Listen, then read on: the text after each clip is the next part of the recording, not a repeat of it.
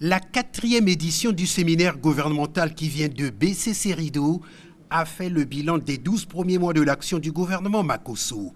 Placé sous le thème « La réforme de l'État au cœur de la gouvernance publique pour garantir la mise en œuvre du PND, le Plan national de développement », les membres du gouvernement ont convenu que la réforme de l'État n'est pas une option, mais un impératif incontournable pour améliorer la performance de l'administration publique qui va jouer un rôle primordial dans la mise en œuvre et le suivi du Plan national de développement 2022-2026.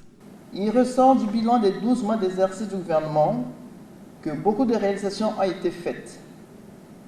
Il convient d'insuffler une dynamique à l'exécution du programme d'action du gouvernement et du PND 2022-2026. La forte volonté politique exprimée quant à la mise en place imminente de réformes à impact rapide vient de nouveau confirmer l'engagement du gouvernement à intégrer les mécanismes de suivi et d'évaluation dans l'administration publique en vue de l'amélioration de la gouvernance par les résultats. La réforme de l'État et celle des collectivités locales, longtemps retardées, se doivent d'être aujourd'hui plus que jamais au cœur de l'action du gouvernement.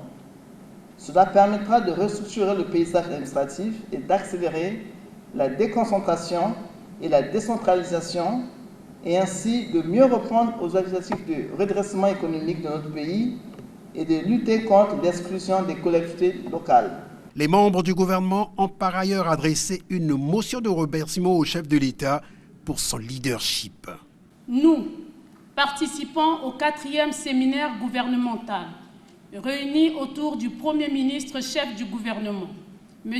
Anatole Collinet Makosso, exprimant notre gratitude au chef de l'État pour l'accord donné à la tenue des séminaires gouvernementaux ainsi que pour les orientations et les sages conseils dans la gestion des affaires publiques.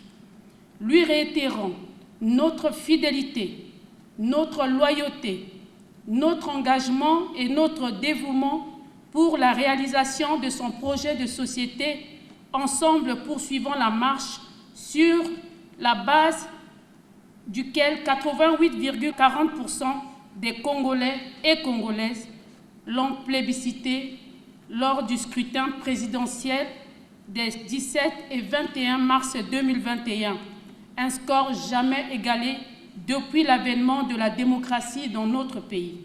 Après 3 jours de travaux, les participants au 4e séminaire se réjouissent d'avoir atteint les objectifs généraux préalablement fixés.